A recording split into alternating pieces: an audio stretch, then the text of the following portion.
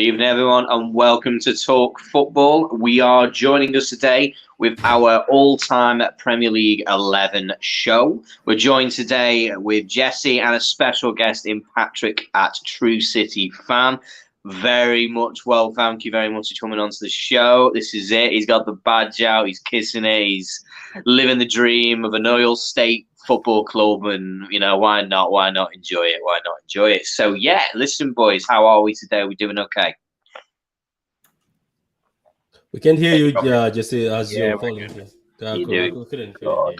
Excellent. So, there's not going to be too many major surprises for everyone who's watching this show. It's going to be kind of just our opinions, some of the players of the Premier League years. We're going to be looking at, kind of the players who, are the stalwarts. There's not much conversation. A few of them are going to put a bit of a debate out there. And then we're also going to be looking at potentially who's going to be the future players who are going to get into this conversation, and kind of have a look at who we think might, if they carry on this trajectory that they've got, who could be in the all-time 11 in the future. So, Jesse, we'll jump straight into it. You're the master of ceremonies with the text. So there we are, whenever you are ready, my mate.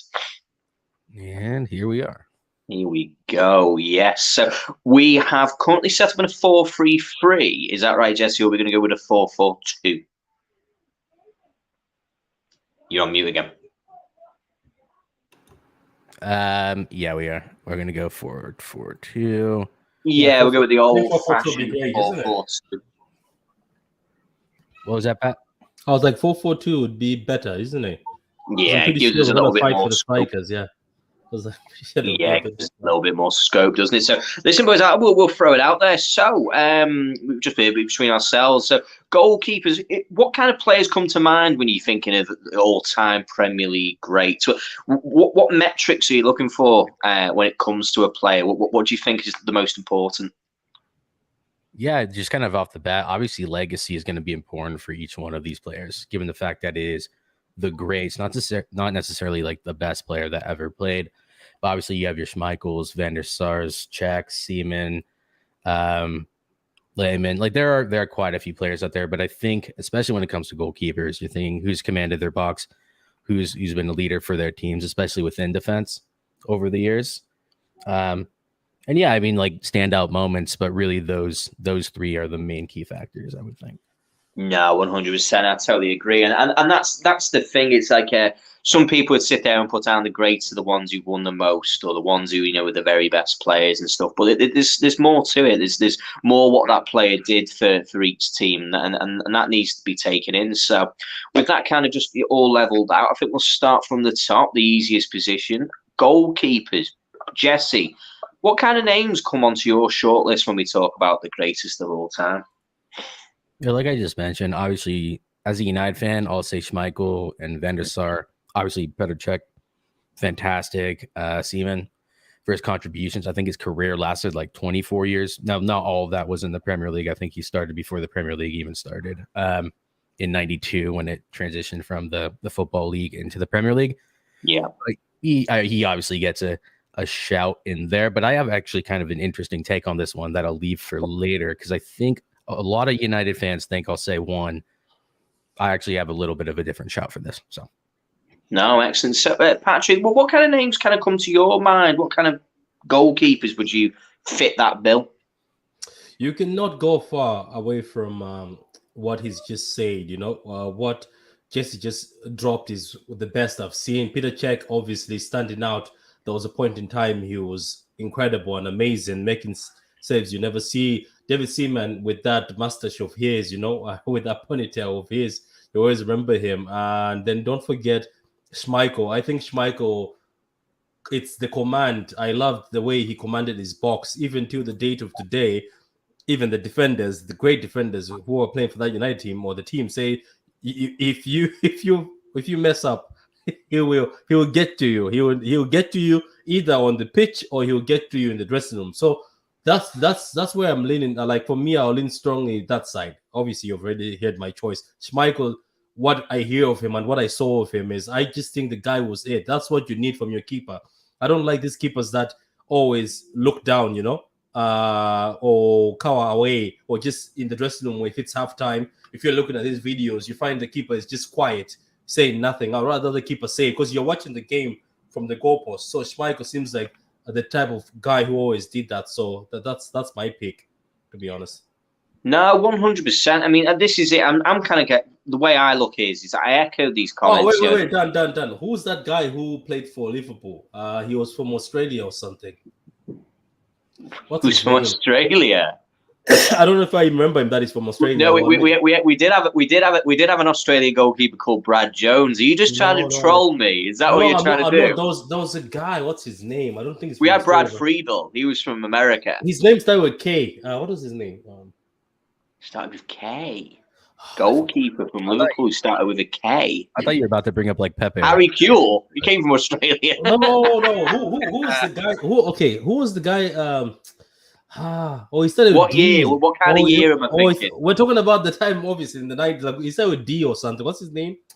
I don't know. I'll remember him. We had David James. We had Intengene. He didn't play 1 or 2 games. We had Jerzy Dudek, Sanders Westerveld. Dudek. I loved him. Dudek. He's from Poland, my man.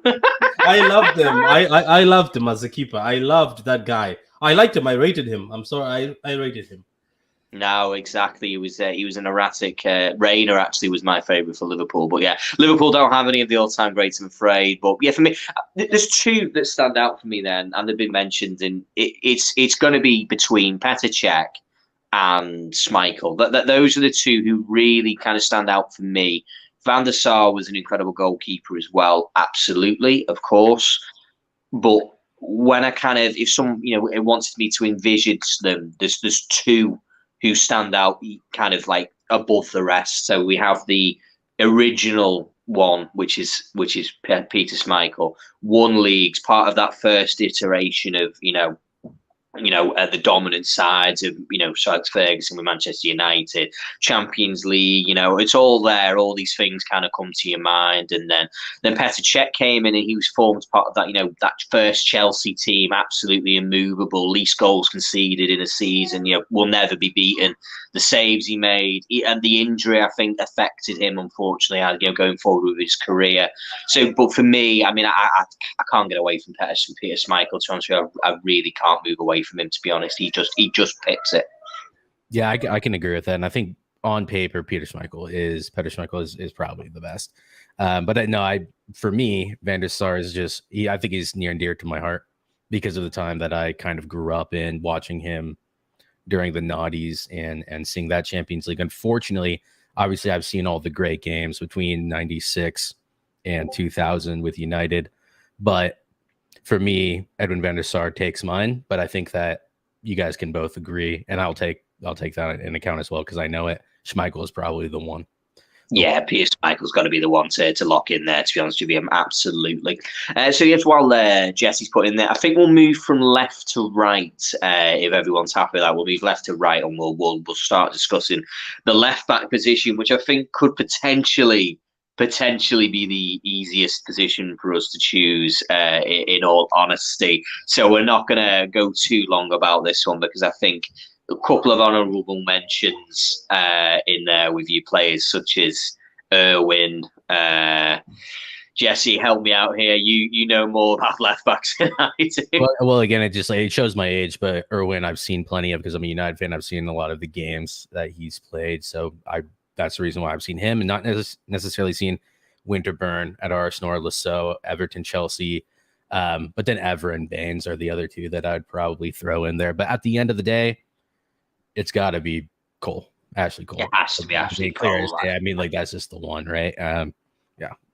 Yeah, in Premier Leagues from 2 separate clubs, easily the best left back of an English generation.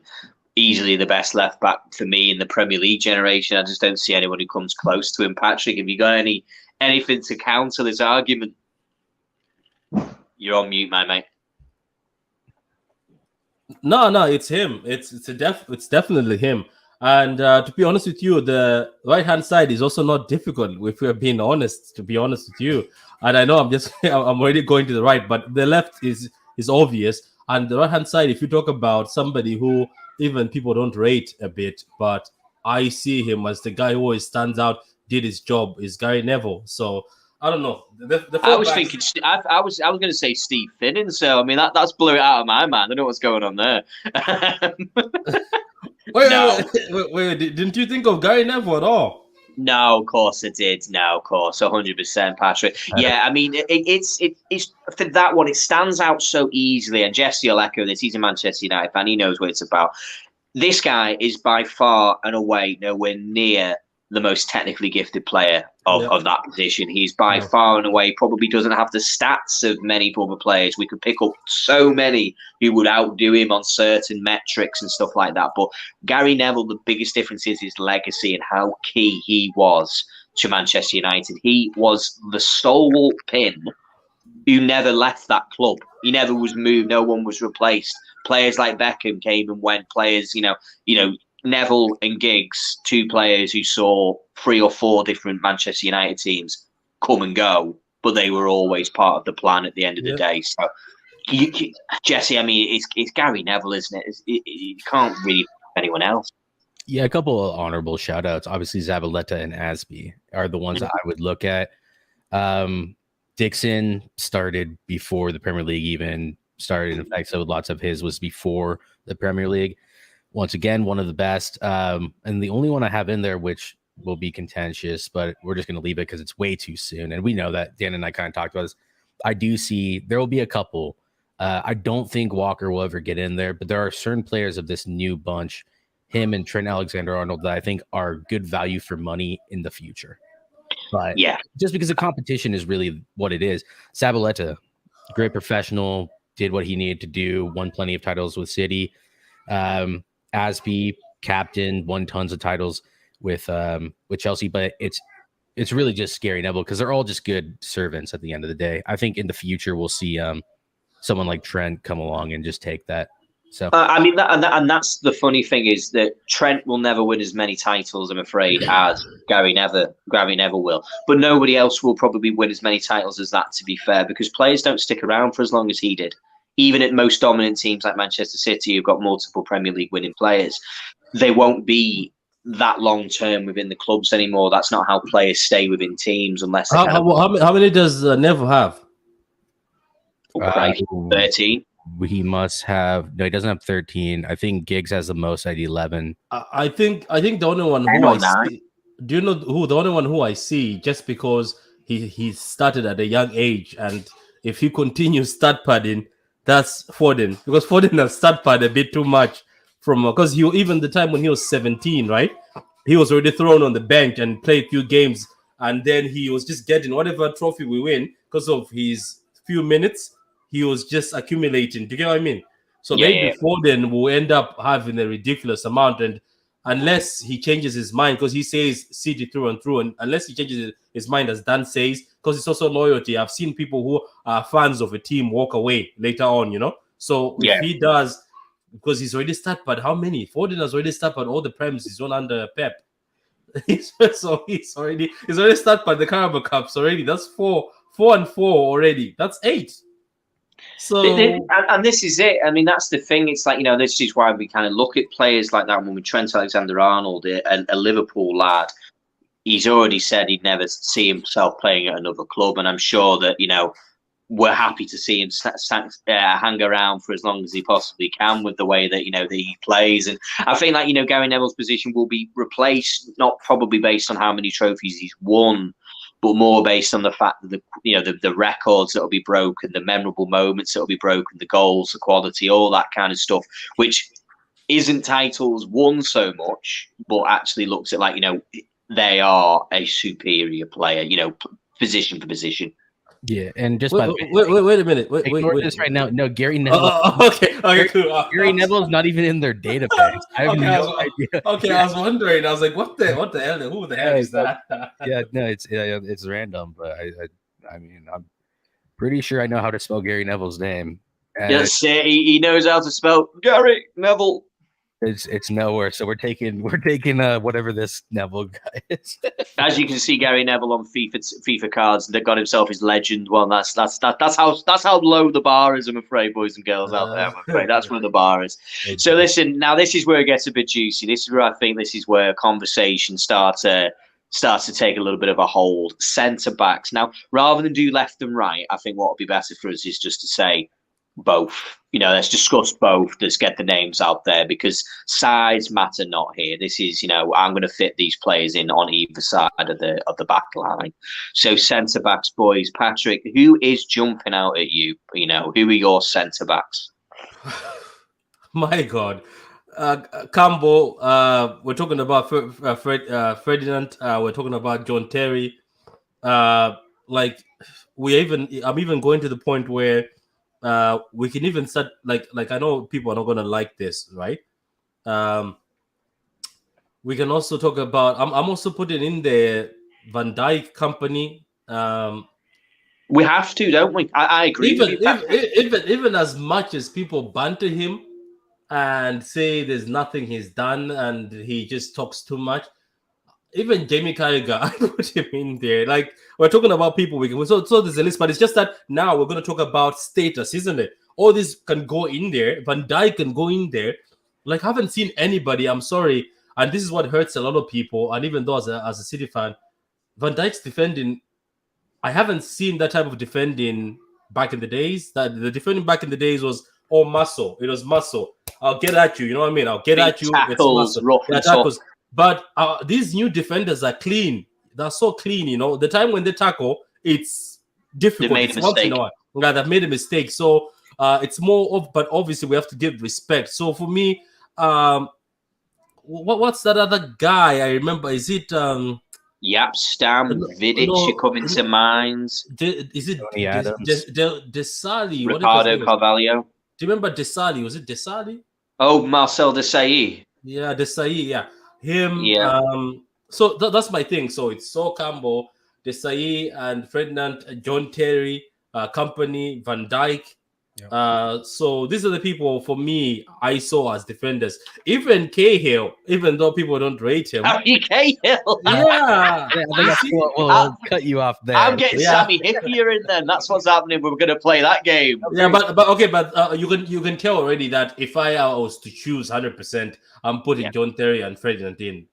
So Campbell, yes, to shout, but Ferdinand and John Terry, I think it's just a bit up there. Oh, let me not forget. How dare I forget this? Vidic, the man who a lot of people don't rate that much sometimes, but I feel Vidic was the man. Even Ferdinand himself says Vidic was one of the best partners he's ever seen.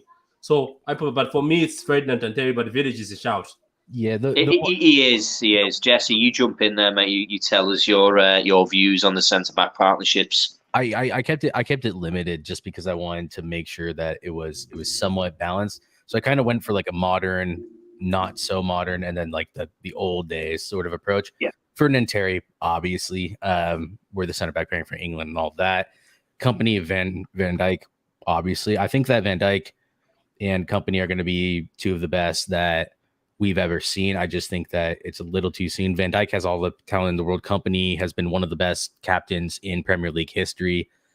Tony Adams, Stan, both up there. But at the end of the day, it's gonna be for me probably Ferdinand and Terry, at least for the time being. So you see, that's it. I mean, it's so hard for me to walk away from that situation and look at a different player and go, well, the numbers are there. The titles are there. Every box is being ticked. The modern centre back. Kind of the original modern centre back in Ferdinand. Someone who could do it all: play the ball, pass the ball, tackle, run into midfield, score goals, leader. He was the full package. He was Virgil van Dijk before Virgil van Dijk was a thing.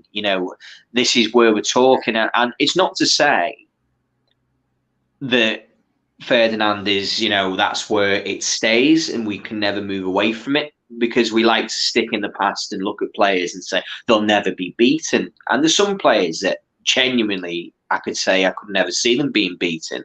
Your Zinedine Zidanes, I don't think could ever be beaten. I just don't. Your R9s, all that kind of stuff. These are the players that you think, where could they go? But centre-backs wise, I think, unfortunately, there's not going to be too many surprises. I look at Tony Adams and how important he was to Arsenal throughout the years, the Invincibles team, under the Wenger years, even before then. But there's just that point where I can't not look. I have to look for me. If it's John Terry and it's Rio Ferdinand, and I can't go away from those two as much as I'd like to introduce someone different. I just don't think I could justify it, not from what they've done and what they could do. Yeah, I think that between them, one is one of the greatest captains in Premier League history, and the other one is pretty much the best defender in almost every facet that, and out of his own age as well, where it was Rio Ferdinand was not a super hipster signing back when we got him from Leeds United. He wasn't really what you would think of as a traditional center back. So I'll give him some points there. But I think just to keep it simple, we're going to go ahead and run with that. And hopefully they actually show up this time. It is, and that's the thing, because there's so many players that, you know, you could go in there and there's arguments for them, there's conversations to be had for them, and I'm all for it, because I sit there and I look at Rio Ferdinand and I look at John Terry, and I can't go away from these guys and say they're gonna keep doing this to us. I'm telling you. John Terry's not available in there. What's that about? Let's see. We're gonna pull this back, maybe. Yeah, we'll have a look at this digital one while I just have a little root through. Yeah, so John Terry. I mean, the sides of it, you know, we won't go into the controversies and stuff like that, which, you know, they do affect the legacies of players. I mean, as much as, you know, we kind of look back on certain players on how that they've kind of, you know, are seen by their clubs after the fact. And I think that is something which can kind of affect people, you know, because of what happens off the pitch or things which aren't even football related, can come along. And that's something with John Terry that just has a black mark for me in my mind. Rio Ferdinand has some of his own, to be fair, as well. But this was a different time. Tony Adams, also another player who had his own problems and had his own issues. And that, you know, that's, again, this was a product of the time. This was a product of the drinking culture that there was there at the time. But he came back and he dealt with that problem and sorted it and stuff. And, you know, you just kind of look back and you think, you know what? Imagine if they didn't have to do this. Well, anyone who's just joining us, we just happened to just change our website. There appears to be some issues, but we're just reloading our team. You've not missed too much, so thank you very much for joining us. Stick a comment in. If anyone that you know if you agree with us, disagree with us, anyone we're missing, let me know. If we're missing anybody, let us know. You know, player that we should be considering. I mean, Virgil van Dijk going forward in the future, I think is a real possibility, to be fair, that he could be involved in this conversation once his career's ended. I don't think you can ever introduce a player while they're still playing, just in case, obviously, some situation occurs between now and then. So we've created our goalkeeper and we've got our back line in and around kind of put together. So that's looking like a very solid back four. And what's quite funny, all of the back four are English, which is quite a surprise, to be fair. This was the golden years of English football, and most certainly we can all remember the 04 season and stuff like that once. So we're going to move into our midfield. And are we going to play with a 4-4-2, Jesse, or is that not going to give us the option? No, they'll give us the option for sure. Oh, wonderful. Excellent, mate. Yeah, brilliant stuff. So we're going to go with our standardized 4-4-2, kind of the original kind of, you know, setups where they were the 4-3-3 is a more modern kind of system. And it just gives us a bit more room to maneuver. So I think with that, I think what we can do now is I think we need to go and kind of, do you want to look on the left or do you want to look on the right, Jesse? Yeah, do you want to start with left midfield?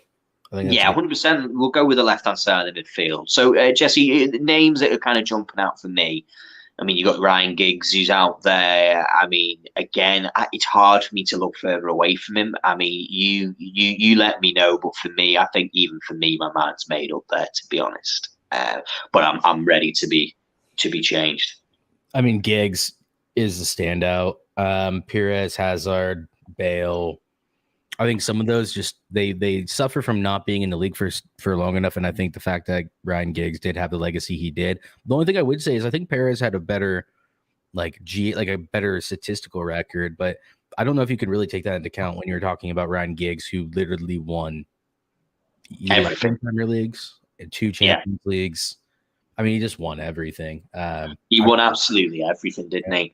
And it's a very kind of similar situation to kind of, you know, Gary Neville at the right back, but however completely different. That Ryan Giggs wasn't just the stalwart oh, I've won X amount of titles.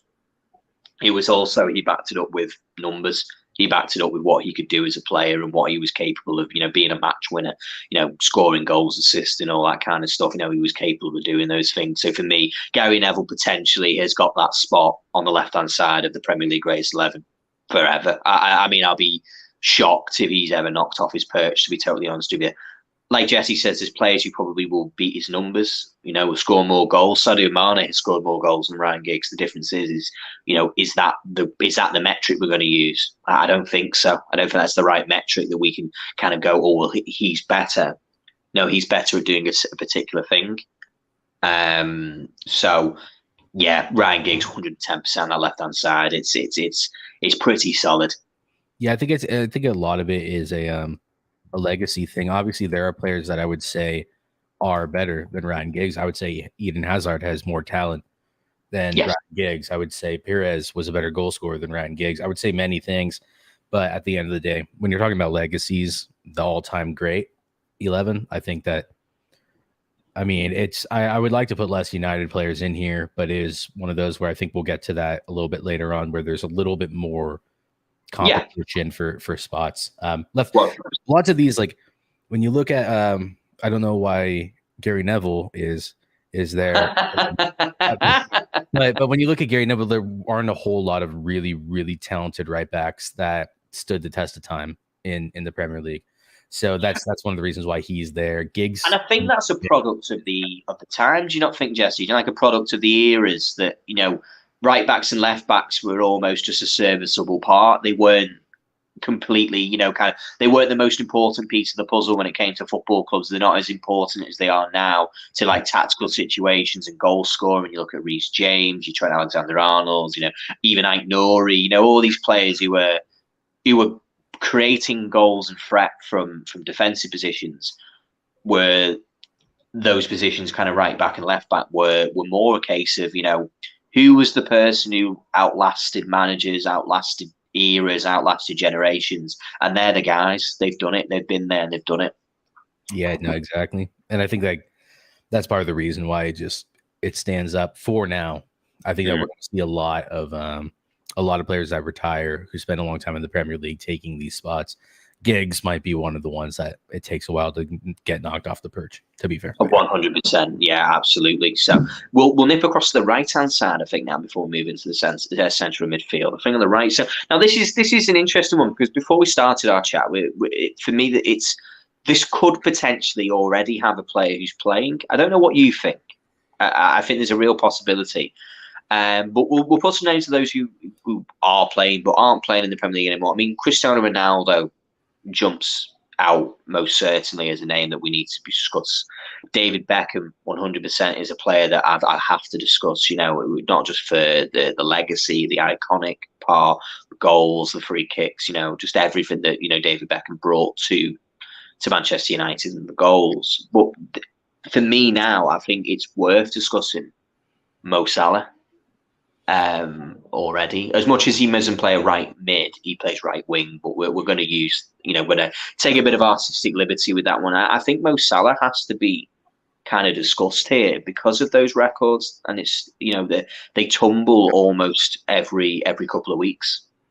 Yeah, and I think that a little bit more time will just cement that, and he has time now. He has 3 more years, 2 more years, whatever it is, on his contract that they extended by 2 years. So I think it's 3 more years or whatever. Yeah, this year, 3 more seasons. Yeah, 3 more seasons exactly. So 2-year extension on top of this season. So you know what? No one else is doing it, so we might as well do it. I think Mo Salah goes in there. The other real contenders are Joe Cole, Freddie Ljungberg, and McManaman, and none of those really played for long enough or showed the talent for long enough. Cristiano, he was kind of a flash in the pan, amazing player, obviously the best player that has or ever will probably play in the Premier League, at least until further notice. Not the best Premier League player, but the best player who has ever played in the Premier League overall with his career. Beckham, I would love to give it to him, but if Mo Salah keeps doing what he's doing for the next 2 seasons, then he has the longevity and he also has just the accolades.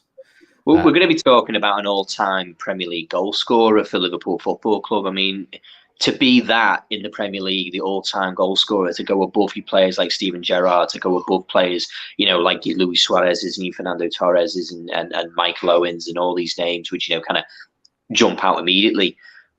Mo Salah is the full package. He's assists, the goals, the records, the most this, the most that, the first this, the African player with the most goals scored. He is a groundbreaking footballer, and that's important to say, and it's important to notice that he may have one Premier League, and this is why we talk about that. That's not the only metric. It's not the most important metric. We're talking about Premier League as an entity. As a representative of the Premier League, as like, what does it stand for? Who's that person who in that position epitomizes the Premier League, the best league in the world? And for me, Mo Salah has performed at times as the best player in the world. Yeah. He has the ability to do that. Not all the time, but he's definitely spent a long time doing that. And as Jesse rightly says, if he goes on and carries on scoring at the same rate for the next 3 seasons, we're going to be looking at, all the records. He'll own it all. He'll walk away having won everything and with every record that Liverpool Football Club has to hold in the Premier League. Yeah, and so I think it's thereabouts. It'll be interesting to see how people react to this. I think that really also what I would say is that if this were something like a 4-3-3, which it may be in 10 years when we're looking back at these, you can make certain allowances. But for now, I think he goes in there. I think people want to see him retire before they put him in there. But I think at this moment in time, I'm comfortable with that. And a lot of people, lots of United fans especially, will hate me for it, but I don't really care. Well, I mean, that's the thing. It's the metrics, isn't it? We talk about Ronaldo. Just before we move on, Ronaldo, his greatest years were not in the Premier League. His very best years were in Real Madrid. David Beckham was equally as good at Real Madrid as he was at Manchester United. But he went, he left, he went on to bigger things, in inverted commas, ladies and gentlemen. That's what my point is that he went to Real Madrid as seeing as a step up, and I think that has a little impact on that legacy. I think as a Premier League that they went on to go and do something else. So yeah, Mo Salah 100% for me. So centre mids, probably the most controversial position when it comes to causes much debate, much argument, much discussion when it comes to these positions. The names won't surprise too many people, I don't think. The ones I'll mention. So I'll go from just randomly out there. I'll go with Paul Scholes is going to be in there. Roy Keane is going to be in there. Patrick Vieira is going to be in there. Steven Gerrard's going to be in there. Frank Lampard's going to be in there. Even potentially players like Cesc Fabregas can be in there. These are all players who potentially hold that right. And then there's another player, modern, who I have to put in there, and that's Kevin De Bruyne. Same energy as Salah. The guy's doing it all. So, Jesse, what's your things? What's your feelings on this? The thing that Kevin De Bruyne has that goes against him is that, or it's not that he has that goes against him. The problem for him is that he has to get ahead of 3 of undeniably the best English players of all time. So I'm not going to add him in there. He's definitely in my short list. I've got David Silva, Fabregas, Yaya Toure, Kevin De Bruyne. On top of that, you've got players that I definitely wouldn't include, but deserve a mention, which is Okocha, Leticia, Gascoigne. Gascoigne can be an attacker, but he's either an attacking mid or a forward. Like, I don't really, depends on what you want to characterize him as.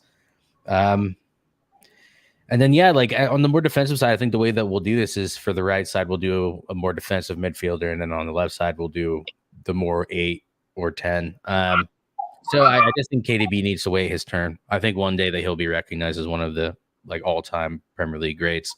He just has to wait on it. So I think that's where it's difficult, isn't it? As you mentioned, you quite rightly mentioned it. It's 4 of the greatest, English, kind of midfielders, can be put in there. 3 of the greatest, an Irishman's in there, the Frenchman's in there, and we could potentially have a Belgian, who could be involved within that situation. But we'll go on the right and we'll go with that 8 position. And I think this is one which He can unite, and he can also, kind of cause division when it comes to his situation. But the professionals keep mentioning him. I think for me, I'm a Liverpool fan. I am biased, of course, but for me, it's Steven Gerrard has to be in there, and I'll justify as to why Steven Gerrard is, above those players. Not that above, like, oh yeah, like this. I'm talking fractions. I'm talking little bits, and these bits sometimes it's the whole package. It's the goals, the leadership, the clutch moments, the fact that you were the head, the shoulders, the legs, the arms of a football team. You were the whole package. Without that, you dragged that team from where they were. We could have been quite easily mid-table. You were Liverpool, and Steven Gerrard was that. And when I hear and listen to conversations when people say, who did you watch as a kid? Who was the player you wanted to be? And his name keeps coming up. The professionals keep saying him, and for me, that's evidence enough that they can choose anyone in world football, but they keep saying Steven Gerrard. So I don't know what you think, Jesse. Yeah, I'm tempted to put Gerrard in there for a few reasons. Scholes is the one that I'll bring up just as a United fan. I'm going to back him just in this way. I'm going to put Gerrard in there, and the reason why I'm going to do that is because he was the most all-rounded midfielder in Premier League history. As up to the Scholes was far more talented than either him or Lampard, in my opinion. Yeah. The problem for Scholes is that he runs into this. He played as a 10 or the most forward 8 in the 4-4-2 diamond for the beginning of his career, and then once we brought in Carrick, we changed to a more possession-based system, and he dropped back into a conductor role. So it's almost too difficult to put him in one position or the other. Whereas I think Gerrard remained rather consistent throughout his career. He may have moved around a little bit here or there, but overall he always played that position. And like you say, he was the captain, he was the leader and all that. And so I'm going to put Gerrard in there, but then I do have it's going to be an interesting discussion for the other side. And I'm sorry, Chelsea fans, if we have any in here. I know we have a few people watching. Lampard is third on that list, but I just don't think he compares. And that's not just because it's a United fan and a Liverpool fan talking right now, but I just don't think he's on par. He did great things for Chelsea. He's definitely up there, but yeah. And that's it. And I want to mention that just before we move across. Frank Lampard, the goals, the Premier League titles, everything there, I understand it. But if I was asking for a player who has everything, who is a utility player, who, I can get Steven Gerrard to play up front.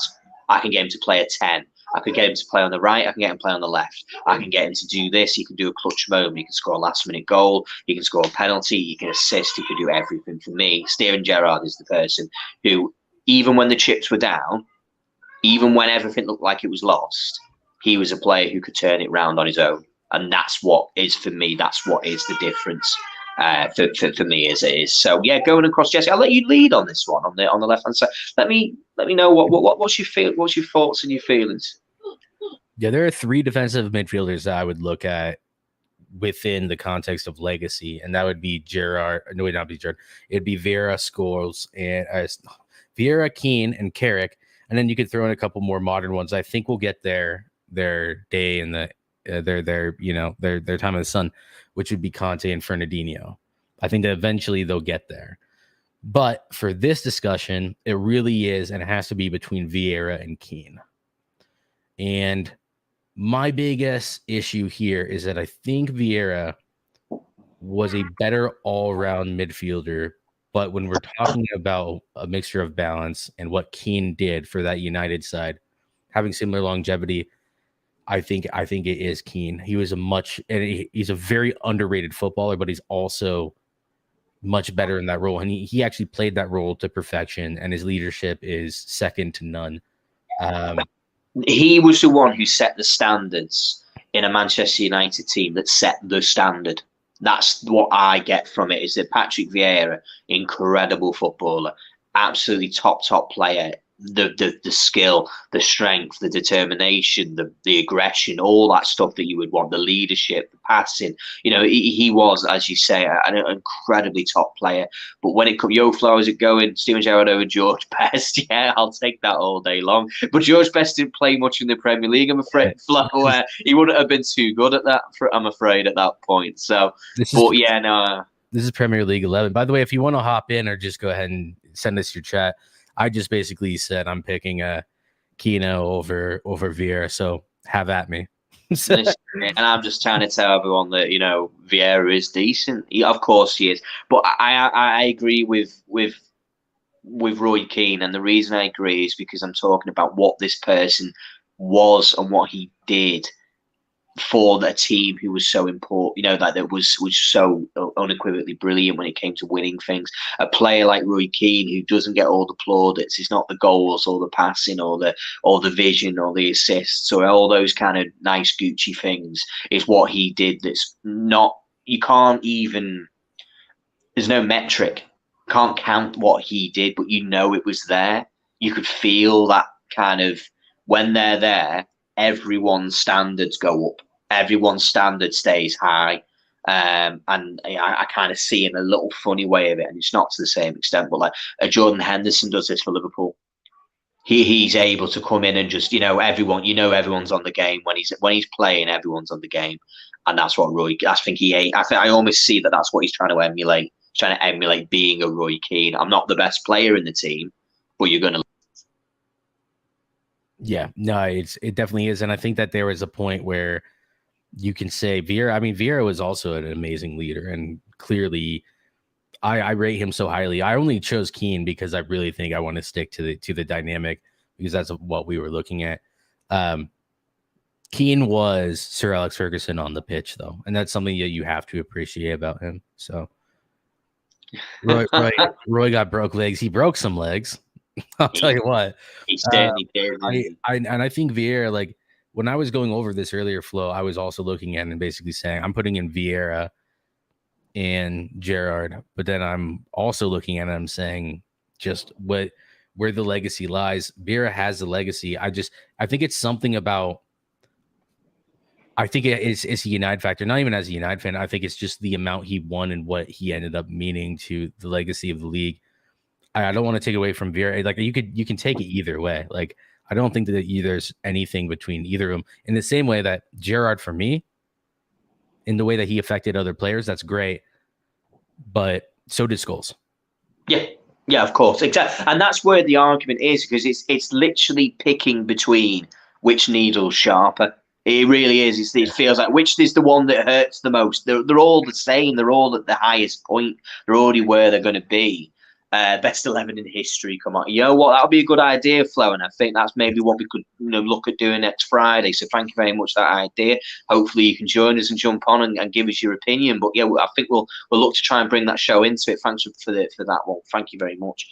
For me, it really is a point of which needle hurts the most, and they're all there. They're all exactly there. It's just, if I wanted a team to go out there and win, it's the last game of the season. Who do I want? That's who I'm picking for me. That's who I'm picking. Yeah, we're giving to Keno. Sorry, Flo, but it's one of those where my point is still, just the way I think. I think it's 110%. You can take either one. It doesn't matter. Like, it really doesn't at the end of the day. Especially, like, I almost feel like you could go even more defensive if you, or you could go even more attacking in Gerrard's position, and then you would pick someone like Vieira, or vice versa. It doesn't, at the end of the day, we'll just run with it. That's it, 100%. So we're at the business end. We're at the business end of the 11, and there's names, and there's those who have stuck the test of time. There's those who have come and broke records. There's players who've been there and done it. So we're going to go with the two up front. Some people will agree, some will disagree as to where we'll have. So up there, players who are the greatest strikers in Premier League history: Thierry Henry, Alan Shearer, Sergio Aguero, Wayne Rooney, Luis Suarez, and I mean, I've these names just keep coming to you, and it's so difficult for you to look at them and go, right, who's the one I would go?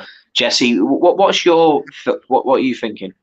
I'm just gonna go and cover what Flo said. I'd rather go Scholes and Keane. We had this conversation before because we kind of alluded to what our shortlists would be. Yeah, I mean the correct choice if you want to go for like two of the best midfielders, technically, or on whatever level, I would have. Yeah, Scholes definitely above Keane. Problem is we wanted to just provide a little bit of balance. I don't think Scholes and Gerrard would have worked. For our forwards, yeah, our forwards are pretty ridiculous. There are obvious ones. Sheer all-time top leading goal scorer in the Premier League. Thierry Henry, the best player that's ever played in the Premier League, bar none. There's no debate. He is the best Premier League player who's ever played in the Premier League. Not the best player, but the best Premier League player, definitely. But my list here, I have a million of them, and I'm sure there's more. I have Shearer, Rooney, Andy Cole, Aguero, Van Nistelrooy, Cantona, Suarez, Aguero twice, Drogba, Bergkamp, and Sheringham. That's just the start of it. I got tired of writing down names, so I just decided I'd just leave it there because I think at the end of the day, there are a few that can. Where's Divock Origi? That's what I want to know. He belongs in the Champions League or in. Oh yeah, that's it. Yeah. That's a different show. We're talking a different show. Yeah, he's somewhere else. He's somewhere drifting around in the ether out there. Yeah, I think that there's only a few that you can really then say these are the actual best with legacy-wise that aren't Shearer and Henry to me. And that's going to be Rooney, Aguero, and Bergkamp. I think Van Nistelrooy didn't have enough time in the sun. Cantona, amazing, but he wasn't even necessarily a striker. He was just an amazing creator, goal scorer for us at the time. Suarez, not enough time in the sun either. He didn't have enough time, and that's the thing. That's why it's the amount of time. Flo's just put his stuff in there. Luis Suarez for that season, that 2013-2014 season, he was totally unplayable. He was unreal. You never saw a player who you just thought, what's he going to do next? You know, wherever he gets it, you think he could score from here. He can go on a dribble. He picks the ball up on the byline. He picks the ball up on where the corner flag would be, and he could score a goal. You know, he could create a chance. And there's a compilation video I found with Luis Suarez, which is probably around about 6 minutes long, and these are all the chances he didn't score. It was like, and they were like posts, top saves. You know, like everything was like, and you just think, wow, this guy. You don't realize how good he was before it happened. Flo, Cantona the king, but not long enough Premier League, same as Suarez. Totally, and that's true. It's the time that's the problem. It's not enough time to say I've come, I'm the best, or I'm one of the best, and I'll keep doing it year, every single year. Consistency is king. Yeah, 100%. And then just to Flo's point here, yeah, Henry, Shearer, Rooney, and Aguero. I mean, outside of those four, can anyone really say anything different? They're all top goal scorers for their clubs, basically. Henry might not be. You'd have to remind me on that, Flo, because just for my sake. But I mean, these are the names. Henry is the best Premier League player, in my opinion, of all time. Shearer has the all-time Premier League goal scoring record. Rooney has been an animal since he was 18, burned out early, and still is our top goal scorer at United, despite playing for Everton and Everton again. And Aguero is probably the most underrated striker of this Premier League era. I think he'll be recognized in 10 years as one of the best strikers. He kind of suffered, Aguero, just as he was underrated because I think he was not what's the word I'm going to use, because he wasn't so much wanted by Pep. I think Pep almost was his kind of downfall, if that makes sense. Pep never wanted to play with that, that 9. He did that out and out number 9. Forgot Drogba just a bar lower. You're totally right, Drogba, 100% Flo. He's in that conversation. But the side with Drogba is that I just think, unfortunately, it was the goals just weren't enough. There wasn't enough goals. He was very important, but his numbers don't stack up. Some of his legacy is also just that absolute blinder that he played in Champions League final. I'm not taking away from Drogba. He had the good season. Didn't score necessarily enough goals, but like I said, I mean, all these players are in there. We've got our Van Nistelrooys, our Suarez's, our Sheringhams, our Bergkamps, and our Drogbas, our Andy Our Darwin Carroll's, Nunez. our Darwin Nunez is, of course, he scored 4 goals in a preseason friendly. Flo, don't you forget that. He's already that's it. No, I'm messing, boys. I'm messing. By that metric, Gabby Jesus is also in our. Gabby Jesus is potentially. Yeah, what? We'll stick him in now. He's already number 1. He's on the phone, Put him in there. On the phone. Yeah. With Eddie and Kessia. But listen, yeah, I mean, it's you can't go away from it. Would I want Alan Shearer today? No, I wouldn't. Not in a modern system. Not at all. Yeah. Alan Shearer was not the player that I would sit there and go, oh God, that's exactly who I need up front. He's my striker. He's the man I need to go and do that. Yeah, no, I'm afraid he wouldn't have been. But for me, you can't look away from the person who is the all-time goal-scoring record holder in the Premier League history by a good way as well. It's good numbers he's put on there. You're going to have to put Alan Shearer in. And I can't argue against Thierry Henry. And it's Thierry Henry, it's the passion of it all. It's what he could do with a football. His numbers are not that, they're not like that record thing. You think, oh my God, remember all the goals. But it was the goals. It's what they were that was important, what he could do. He scored every kind of goal. He could create a goal out of nothing.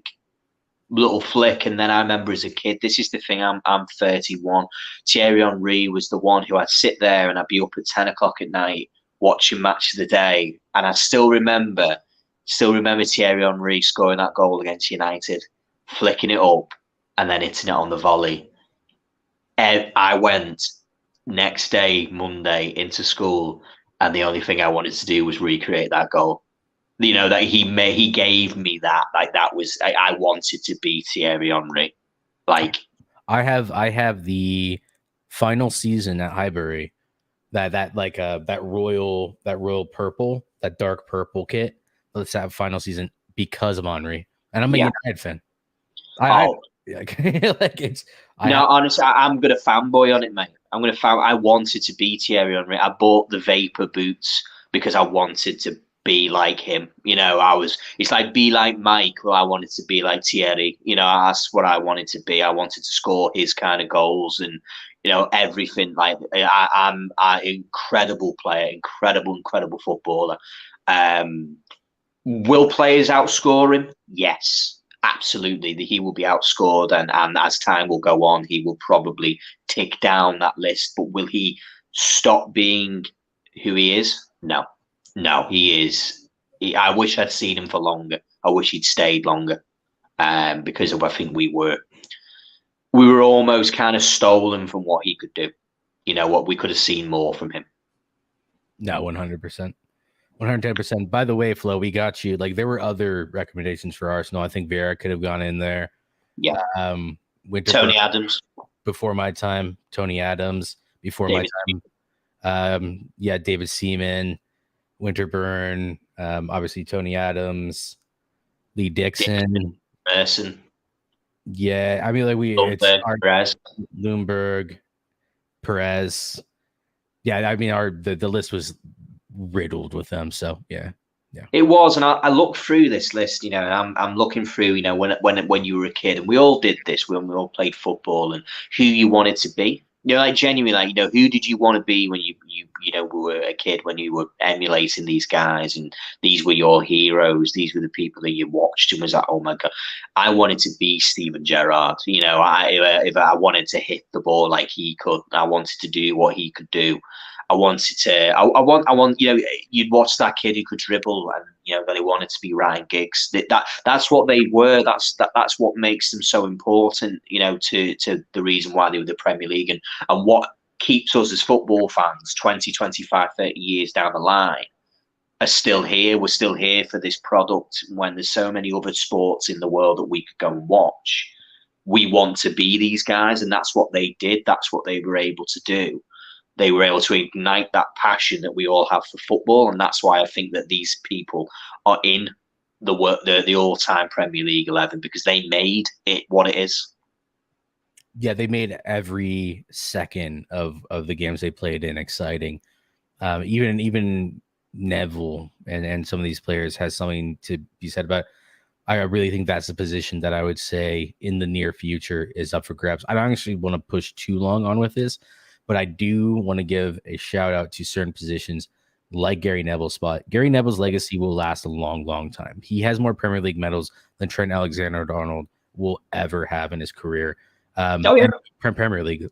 But I mean, there are some players in these spots, these kind of background spots, where it's either too soon for them to be nominated or they just didn't quite make the cut. But Trent, I wouldn't be surprised if he took over Neville's spot in the future. Just because Neville is what he is, and he admitted what he was. When he got burnt down the line at halftime, said, Sir Alex, I'm done. That's my career over. Like, I can't do this anymore. I'm not fit enough to do. That's the sort of personality he had. He was never going to be one of the world's best. So there are certain positions here where you can kind of see. I mean, I gave up right wing to Salah. And the reason being, if we're honest, Cristiano. It was the weakest position. Wasn't there for long enough. Yeah, exactly. And Beckham wasn't there for long enough. They kind of. Salah is starting to come up to just as long as Beckham's been there. So, and same with Cristiano. So there are a couple of positions here that are still weak. And I don't think most people recognize just how weak some of these positions are. But it's funny as to how long it's. I mean, not funny how long, but how long it's going to take. I mean, Trent, he's 23. It's feasible to suggest that he could still be playing for Liverpool when he's 31. He could still be playing for another 9 more years. 31, he'll have played 11, 12 seasons at Liverpool. From the age of 18 all the way, a person who won the Premier League, the Champions League, will have broken every record that there is. He will have every assist record and all this, whatever it is that you want to kind of put on there as a forward player, the modern kind of right back, the modern left back. Will he have as many trophies? No, he can't, because it's just not the way the Premier League is anymore. It's the dominations, the empires that were being built. Even in football, I mean, the Liverpool prior to the Premier League's formation, I mean, just the 70s and the 80s was just Liverpool, Liverpool with a spattering of, one or other club might win, in between. These dynasties, we're seeing potentially it with Manchester City, but with the modern game coming in, managers come and go. They don't spend 20 years at a club or 15 years at a club anymore. They come 3 or 4 seasons, they leave. Jurgen Klopp is now the longest serving manager in the Premier League. I mean, what's that? 8 years ago? 9 years ago? I mean, just go back a decade ago, and that would be, it's child's play. You'd be down here. Yeah. You'd be nowhere near. Wenger, Sir Alex, Moyes, probably some others. At the very least, you'd be behind managers who had managed longer in the Premier League. Allardyce. What's Moyes' uncle or whatever? Redknapp. You'd be behind just an insurmountable amount of coaches who had been in the league for longer. So. The only one for TAA is how long can you do that? He runs 15 kilometres a match on average. You know what? You're totally right, Flo. And this is something which I think I'm so glad that he's at Liverpool, because Liverpool seems to be very good when it comes to player protection. Looking after these players, realising what they're capable of doing, what they can and they can't do.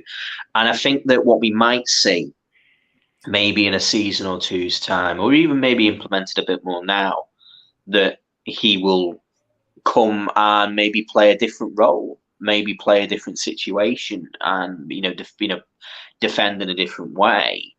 Where he maybe doesn't have to do the run. Maybe he moves further into midfield. Perhaps maybe the formation changes where he can be accommodated somewhere else, and these are all possible. So he may move position. Now, if he moves position, that would be strange, because if let's say he did move into, say, a midfield position, then he won't be able to take the role of the best right back ever, because he won't be a right back.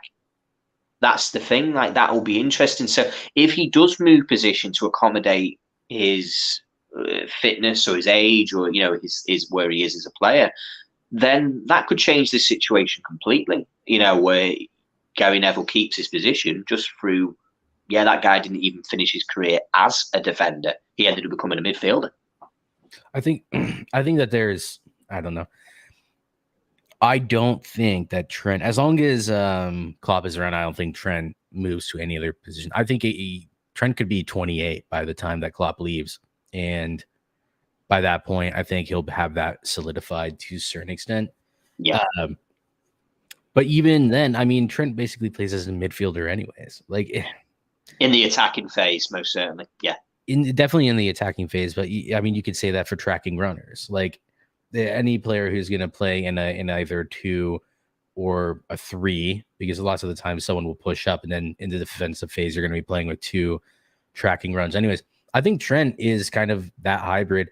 I've been seeing him make a lot more inside runs. So Salah will push out wide and then Trent will make the inside run. Instead of overlapping, he'll go on the inside. And that's where the cutback comes back to a Mane or Jota or now Nunez. Yeah, I think it'll be interesting, but I think there's ways around this. I think that his starting position for at least until Klopp leaves will always be right back. No, I totally agree with you. But listen, Jesse, I've really enjoyed this one. Maybe a couple of little kind of controversial ones. Thank you everyone who's joined us. Flo, thank you very much for your comments and your message. Really appreciate it. Obviously, thank you to Pat for joining us. He's had to jump off, unfortunately. So obviously, hope everyone's well there and whatnot. But yeah, he's thank you obviously very. Just real quick, yeah. If you guys want to, since our stream is done, go ahead and click the link in the title and go over to True City Fan because he's actually doing a giveaway right now. So, brilliant! Oh, excellent! That's great. Over there, yeah, exactly. Yeah, jump over there. Go and have a say hello to him. He's a fantastic guy, really good guy for us. So, listen. So everyone, thank you very much for joining us on Talk Football. Thank you so much, everyone who's tuned in. Thank you, anyone who's watching the video not live. We'd love to see your comments. If you can put a like on the video for us, honestly, it means an awful lot to us. It really does. Put a comment, subscribe if you enjoy the content. We're here all the time. Thanks very much, Flo. We'll see you later, buddy. And listen, we'll see you all Monday. New show coming up as always. Maybe the boys will be on. So we will see you then. Thanks very much, guys. See you in a bit. Bye-bye.